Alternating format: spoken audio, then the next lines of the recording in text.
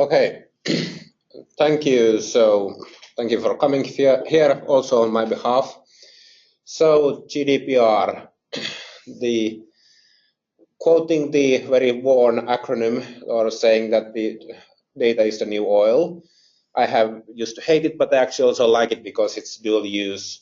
As you can see from the pictures, that it's not only oil as sort of a resource, it's also oil as a liability nowadays. And now here we are going to have a look on how do we best tackle those two from our point of view. Next slide, please. So GDPR, the EU's General Data Protection Regulation, it is EU has decided, after looking at what is actually happening in the data sphere by the operators known as Google and Facebook, on how to tackle make sure that all of the citizens of the European Union are equipped in regards to privacy protection for the next century, or at least the next 20 years, what we can expect that this regulation to be in force as the previous one.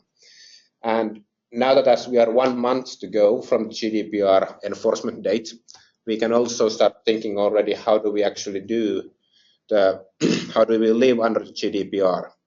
Many of the companies have now undertaken GDPR upgrade projects on that we are compliant on the 26th of May.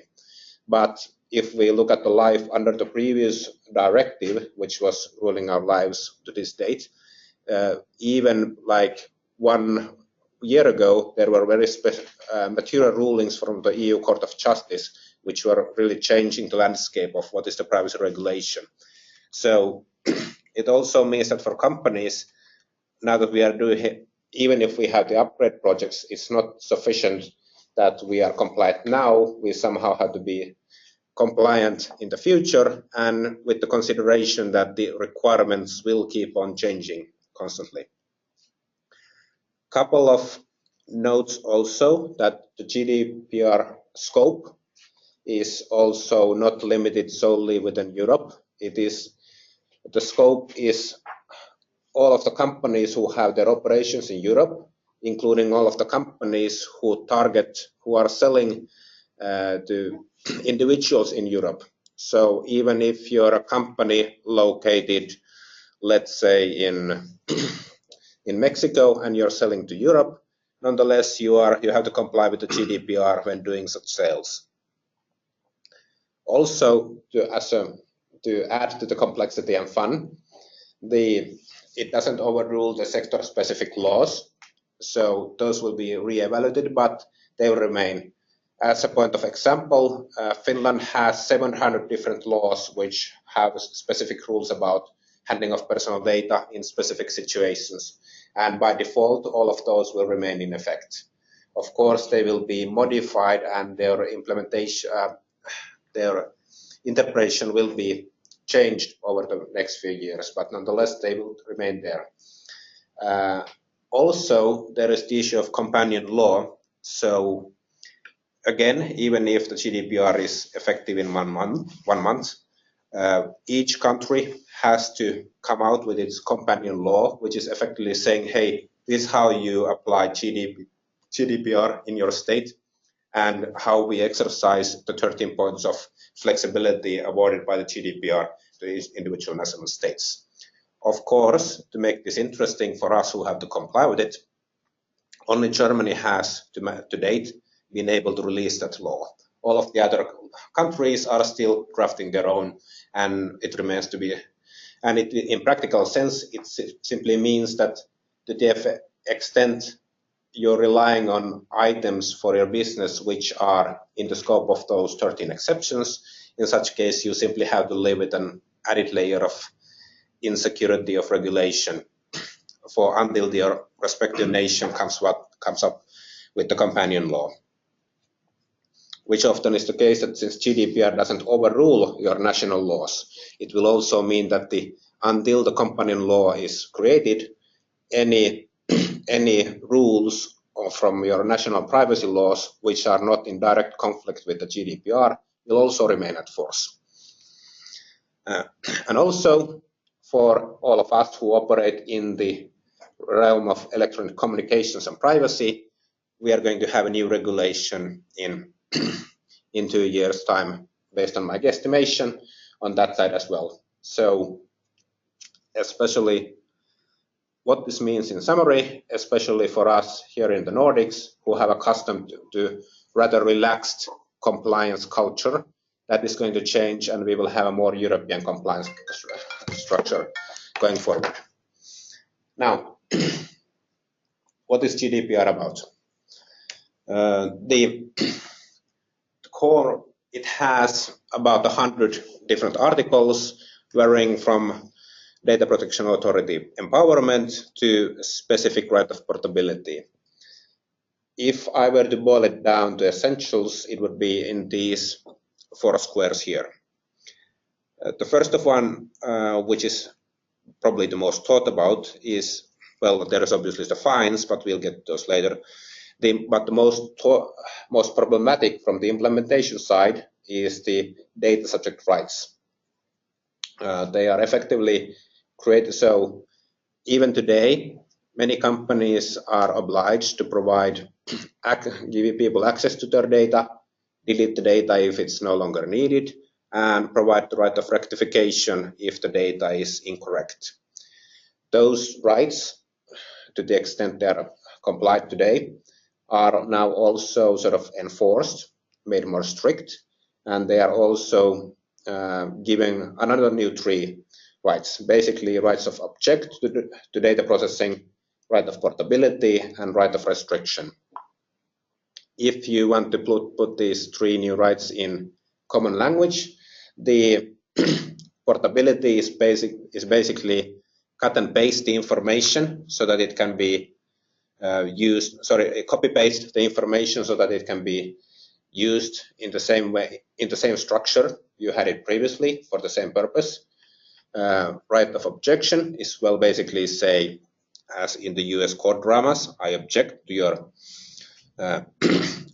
processing of personal data, after which it is dependent on the facts and the situation whether you actually have to comply with this objection or not. In a nutshell, if you have very weak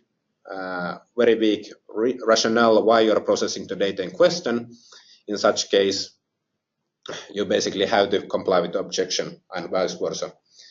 And then you have the restriction, which is basically keep but do not use, in which case then you have to simply figure out how to comply with it. It has a couple of use cases. The simpler one is simply put the data in storage, but if you're running systems which need constant data processing, then the computer systems are not typically equipped to handle that by freezing individual data types. So that is a major architectural pain.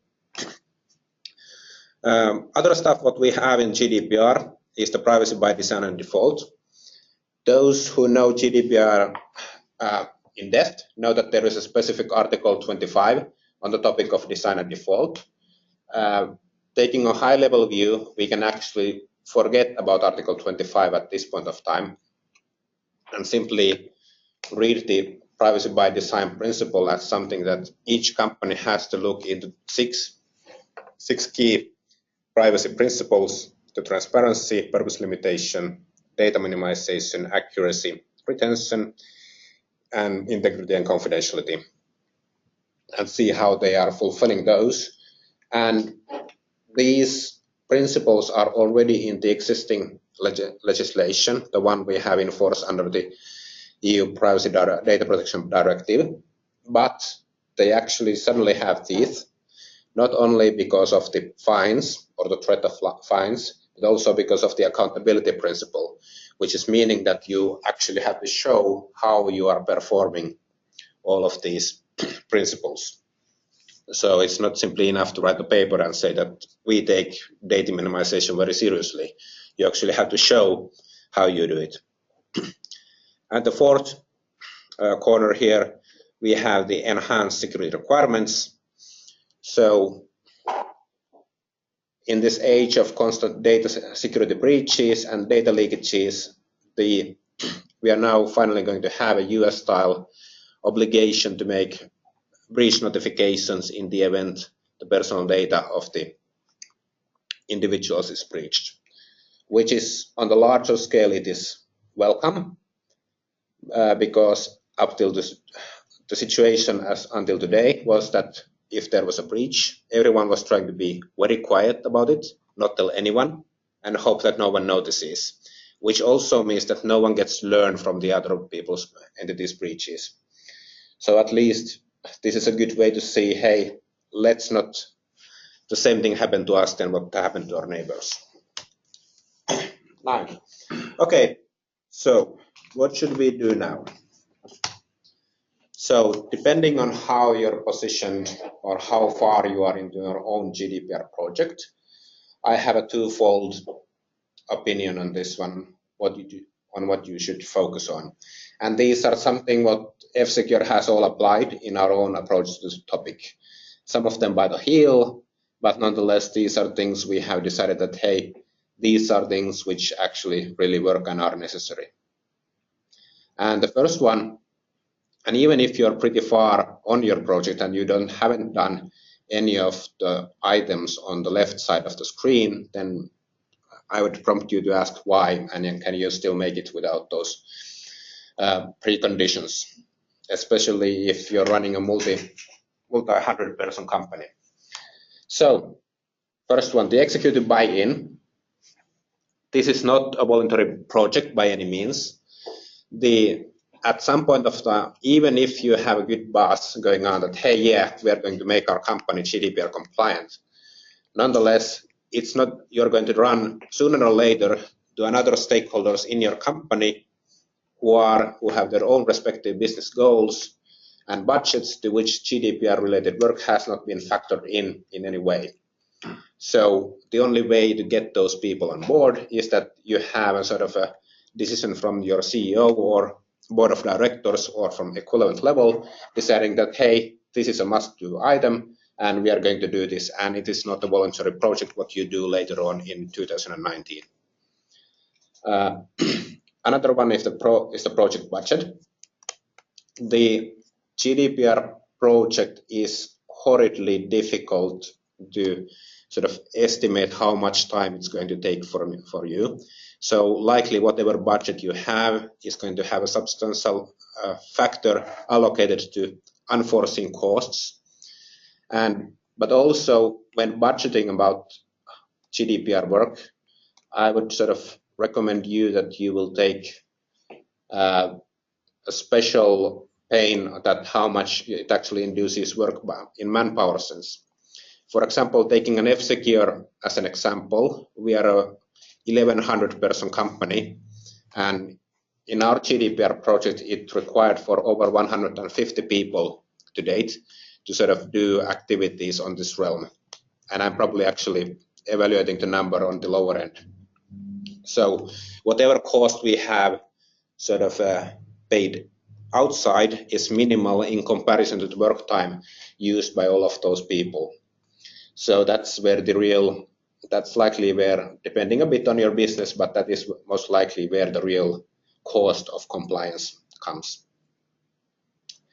Third item, project coordination. Even if you have some guy in legal or in IT who knows GDPR very well, that one guy or gal is simply incapable of spreading his or her knowledge throughout the organization by him herself, and also keeping up all of the strings so that they interconnect and everyone is doing their respective actions in sync with the other people. So hence, it is very relevant that you have a sort of you know how to do project coordination, you have someone just doing this. The project coordinators have been actually more critical in our own project than any individual privacy person.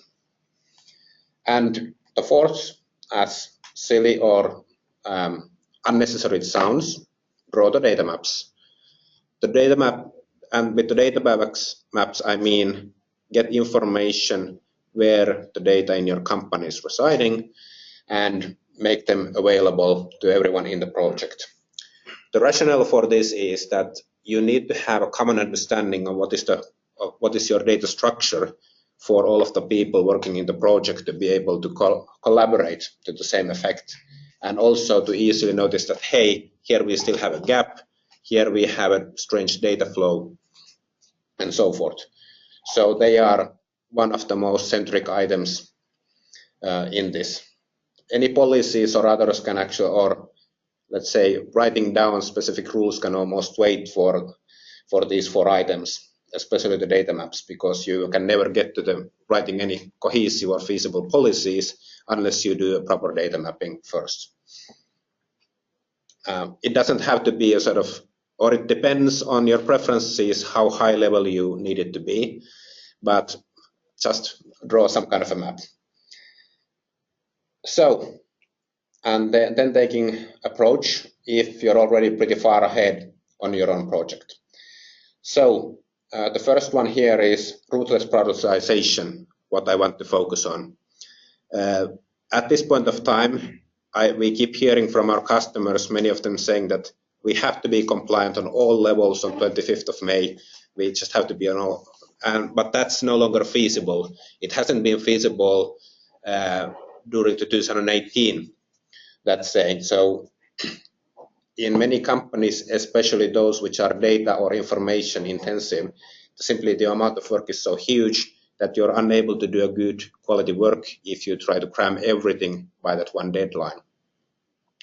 And in here, I'm especially reminding you that we are going to live with the GDPR. The project is going to continue for multiple years from now, so it makes sense to now create something which is tangible, which is good for use for future, in the future as well, and then simply, and not simply sort of scrape together something or anything on all fronts, because then you're going to live with that something or anything of all fronts, and your IT department is saying that, hey, now it's 26th of May, I guess we don't need to do anything anymore. From that, I'm actually going to second bullet point on the right side. So the sense of urgency will be gone to some extent after 25th of May in your organization.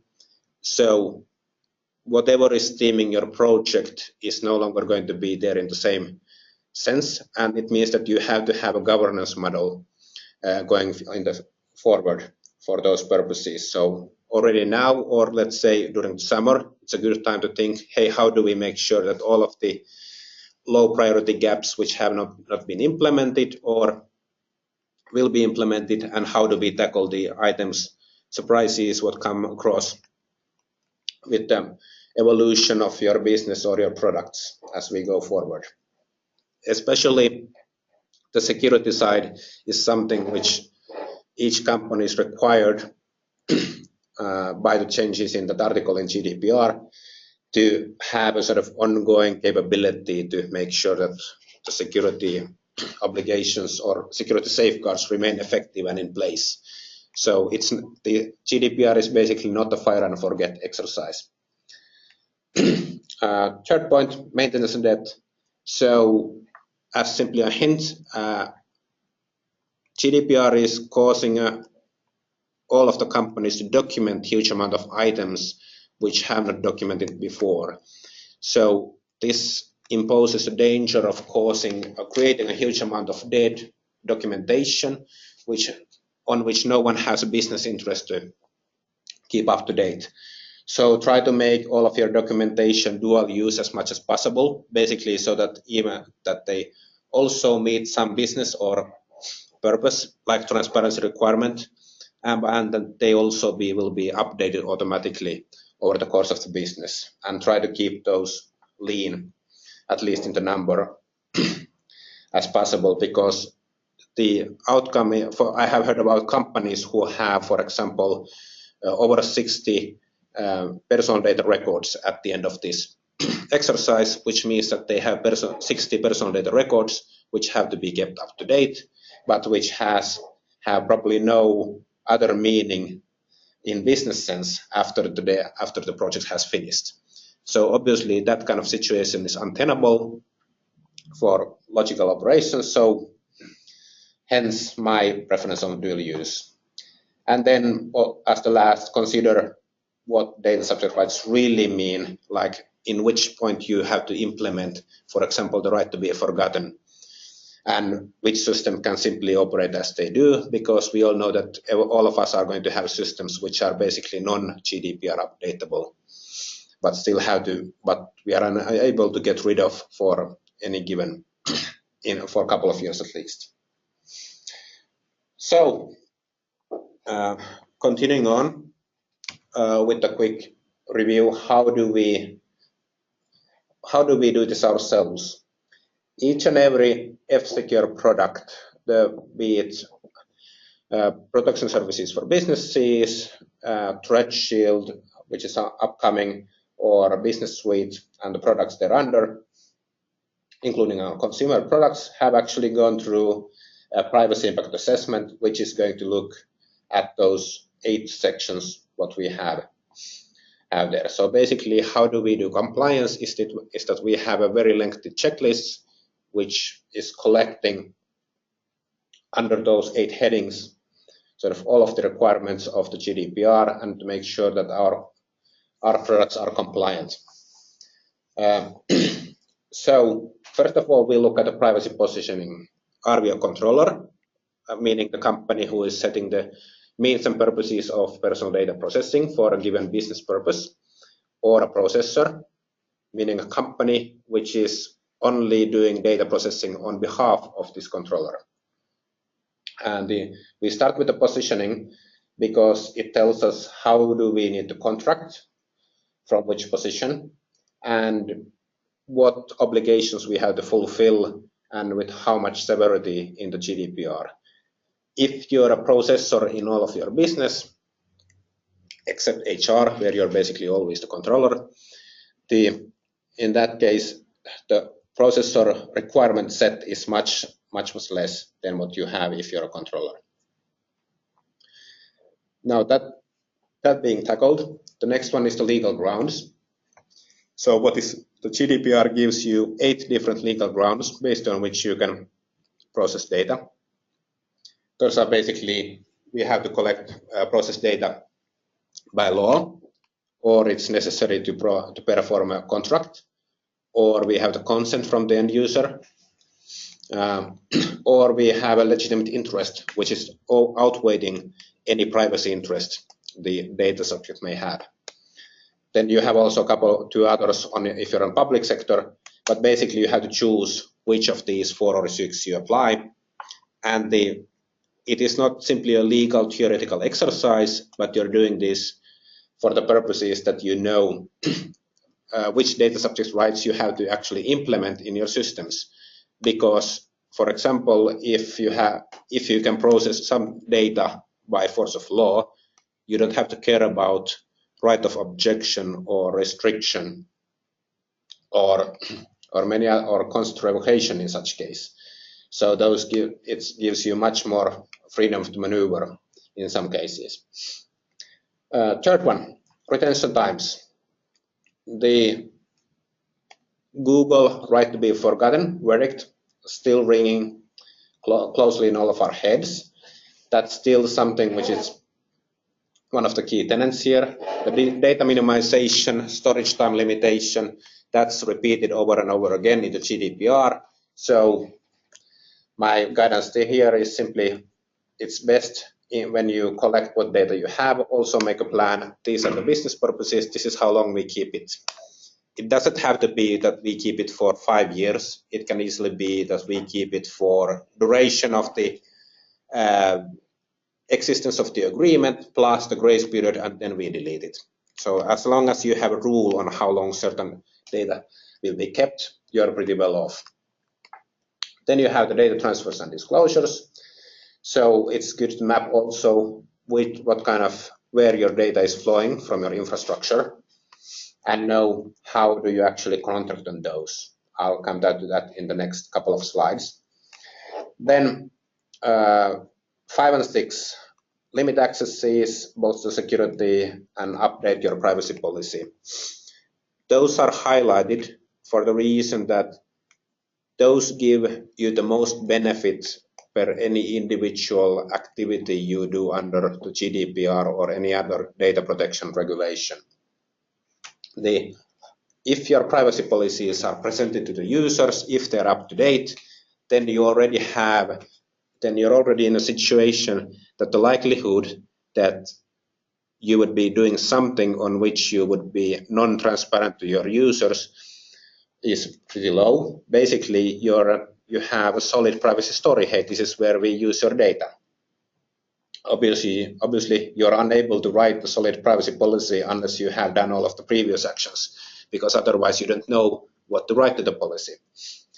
So it's kind of this core rule remains. So if thinking about privacy, what should I do first? If you don't do anything else, then just tell to the individual that, hey, this is the data I'm processing for these purposes.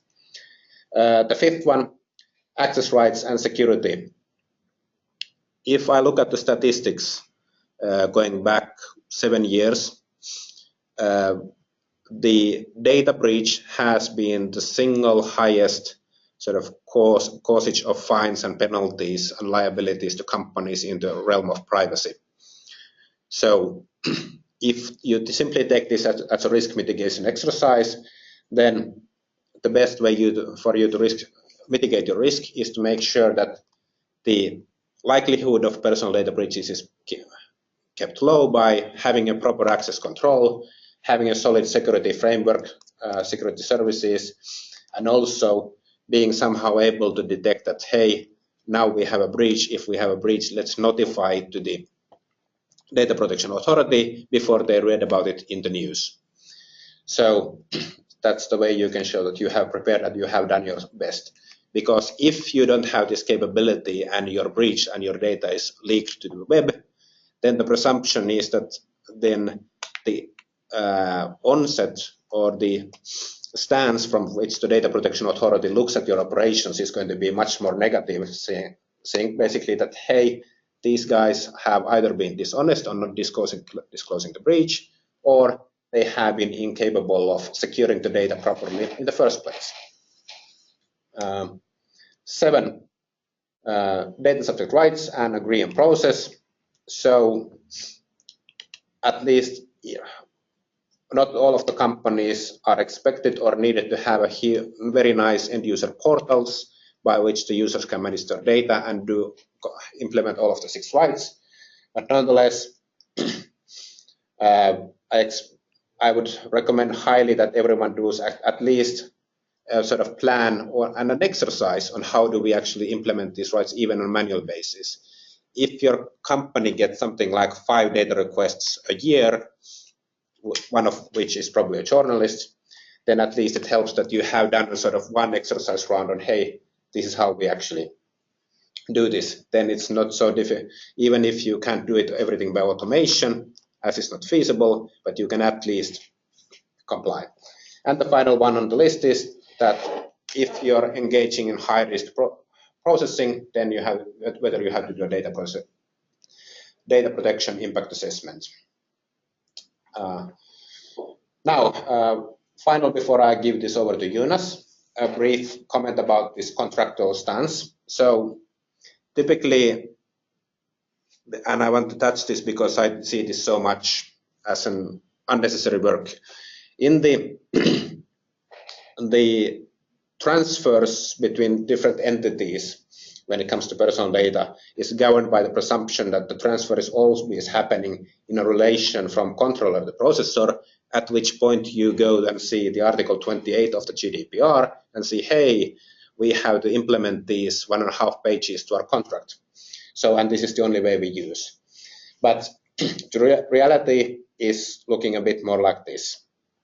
So data transfers, obviously the processor are possible, but it's also possible to disclose data to a parallel controller. Basically, each controller are processing overlapping or same or similar data sets for their own business purposes, but because the both of them have set the means and purposes of data processing, then they are both operating as controllers.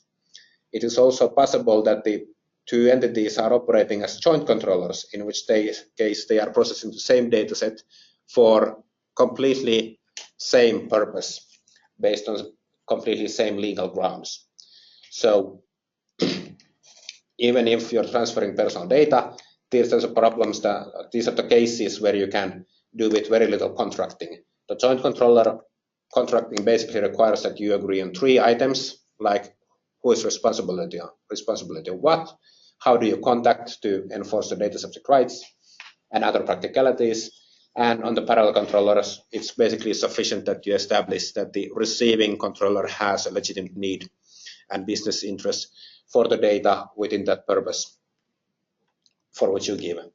And of course, if you anonymize the data, you can transfer it as well, but I would recommend publication of any data to be any data which has been personal data to be very careful with that one, and at least aggregate it heavily before doing any publication of personal data subsequently anonymized. Okay, as the last item, to summarize, and if you don't remember anything from my presentation and need to somehow summarize this to other entities or people in your company, EU has made a kind of a data protection for dummies page.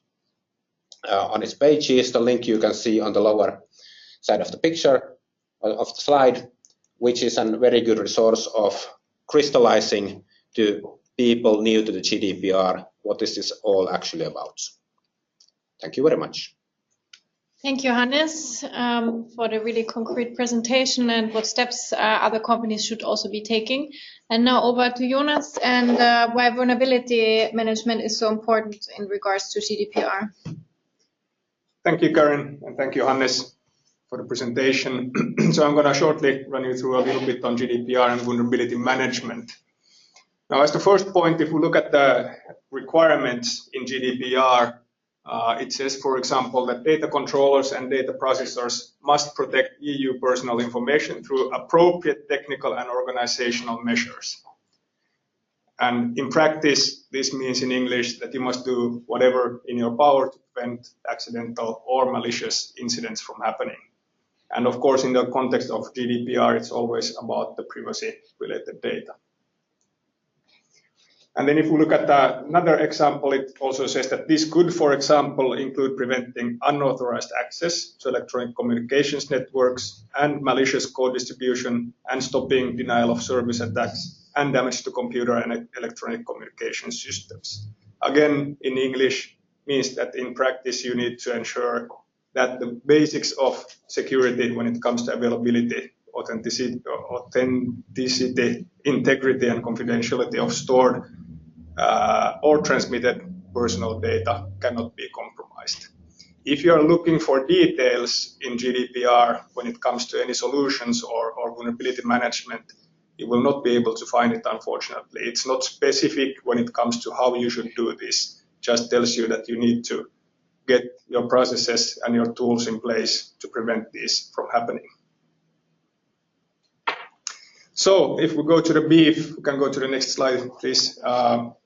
So of vulnerability management, if we look at vulnerabilities and we look at statistics that we have done on own research and also external research, we can see that exploiting vulnerabilities is still the majority of the breaches that we see happening. It's about 50-50 actually today when it comes to exploiting vulnerabilities and doing, for example, targeted spear phishing attacks.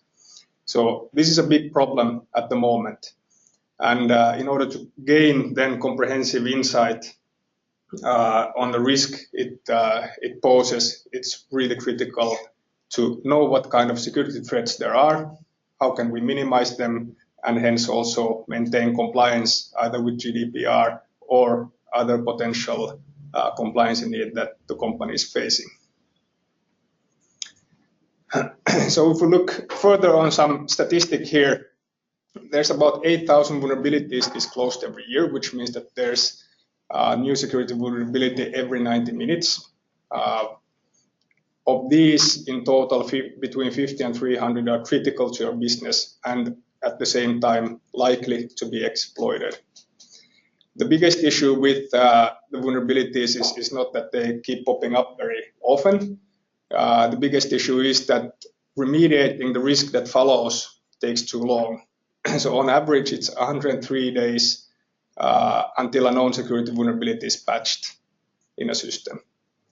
And if we look at the hacker point of view, it takes them on average 15 days to exploit that particular vulnerability. So the hackers are always looking for the attack window based on new vulnerabilities because they know companies are really slow in managing and patching their systems.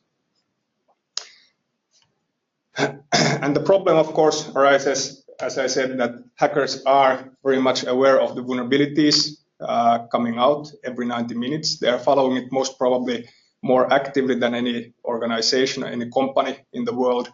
And companies are addressing this by adding different kinds of layers of security. So there are different appliances and software that will hopefully protect them better. But the issue is still that since they are putting in more controls or devices that will protect them, the attack surface still basically remains the same because the vulnerabilities are still there. And actually, if you put in a new server with nice preventive functionality, that one also needs to be maintained. That one also needs to be updated because there will also be vulnerabilities in that solution.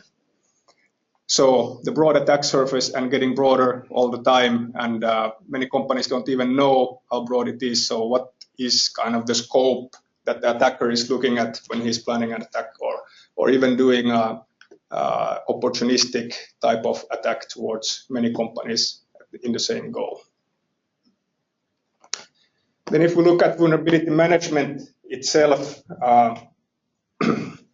what is it all about? So talking about hacking is usually very exciting. It's a bit sexy and it's really nice and interesting to see different kinds of demos on what vulnerability management, on what attackers are doing. Then if we look at how to prevent that, it gets a bit more boring because we will be talking about processes.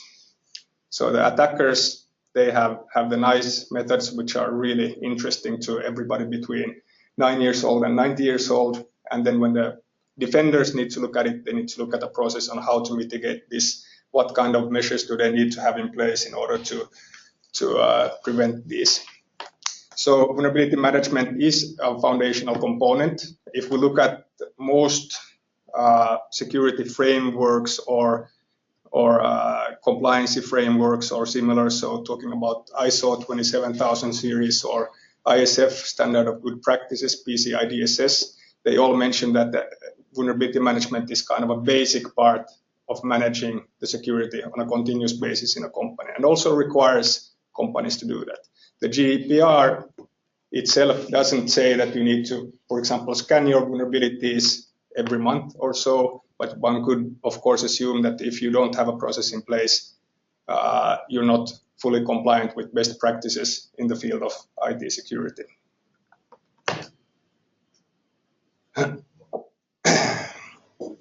And then looking at what we're protecting the organization from, it's fairly simple. In the end, organizations tend to know what kind of assets they have, which are important and which are valuable. And in addition to those assets, of course, we're talking also about reputation and publicity, which basically leads to loss of trust with the companies, might lead to loss of productivity, competitive edge, so stealing information, and of course, regulatory violations like the GDPR, losing personal data in this case. And then if we look on the ways of how to tackle this, as I said earlier, it's crucial to assess the threats that are present in the IT environment, minimize them, and hence maintain compliance.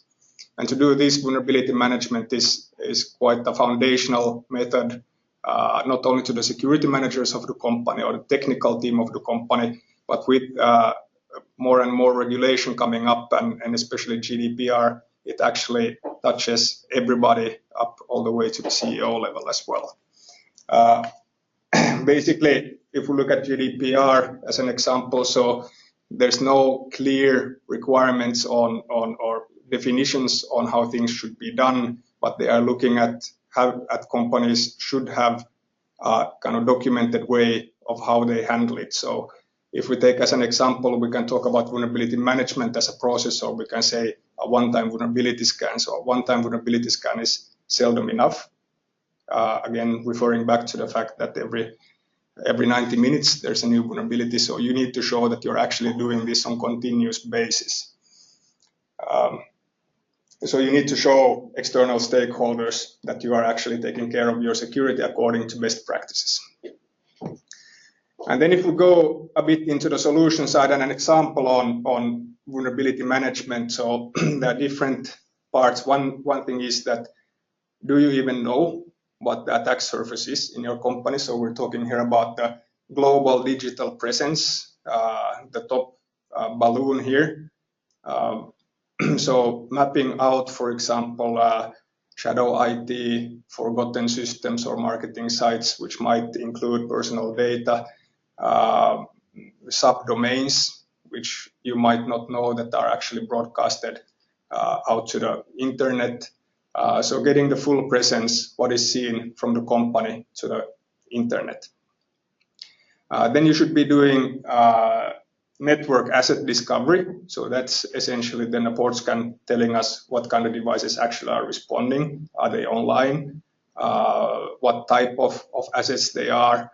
And when you know that portion of your network, you can do an actual vulnerability scan to see which of these are vulnerable. And you should not forget the web applications, because that's one source of attacks has been for the past 10 years. A very popular and easy way to hack into systems through the web applications as well.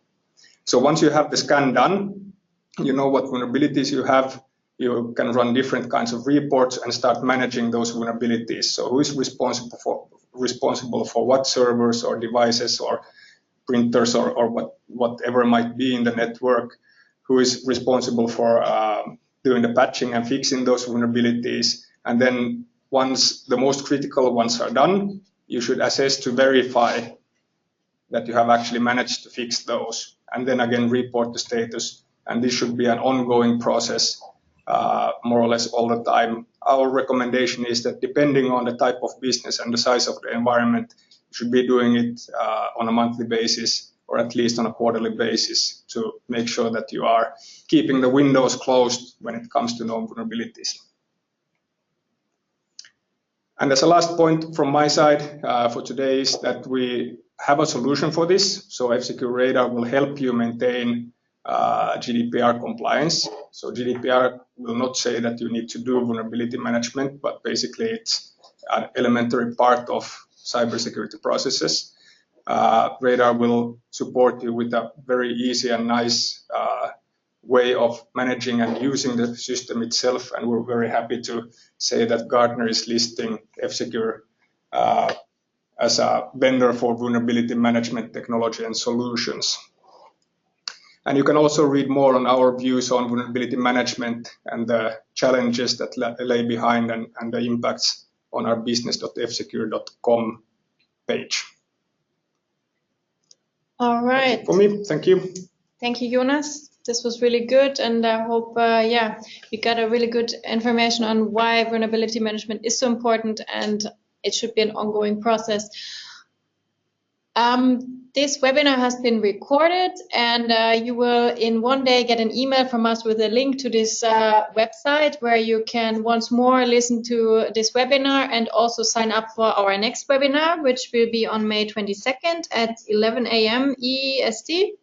And there we will then talk more about how quantifying security breaches when GDPR goes live matters. And now it's time to ask questions. Please type in your chat box. Do you have any questions for either Hannes or Jonas still?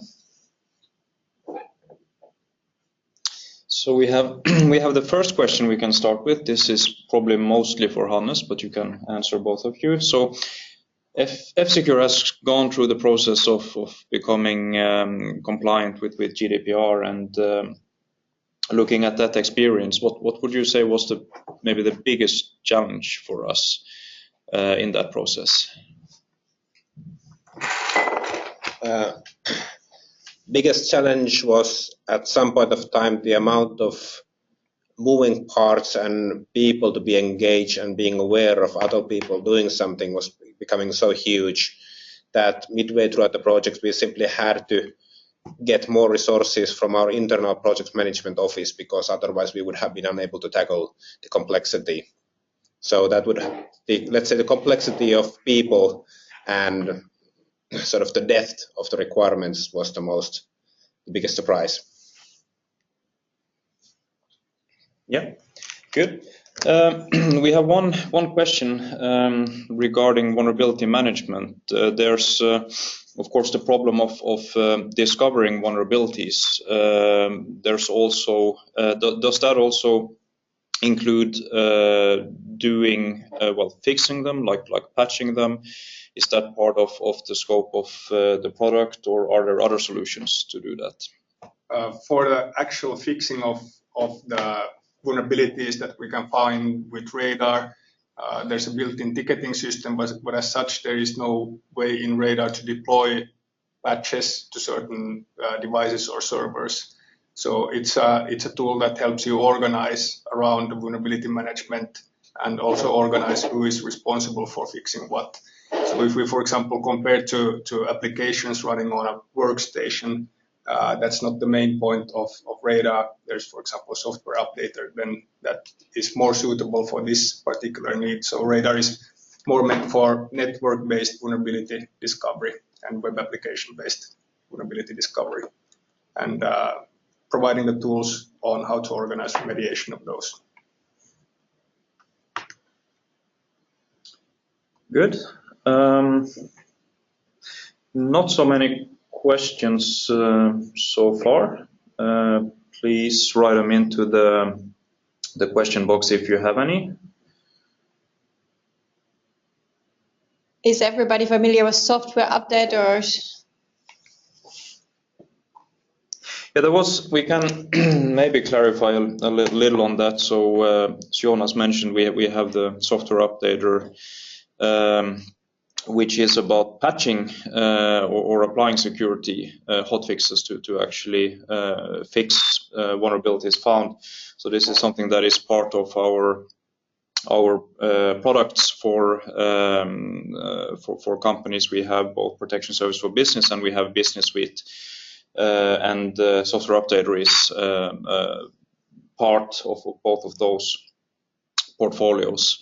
And software updater there covers applying hotfixes to Windows systems, so both Windows workstations and servers. Of course, if we look at vulnerability management, where Radar is able to find vulnerabilities, that also covers a wider range. So we are also looking at things like, I guess, IoT devices, even network devices, and other things. And the process for patching those will of course vary from patching Windows systems, and very often that might mean also applying things like firmware updates and things like that. So we have one question now on GDPR. So what is the best method to monitor data leakage?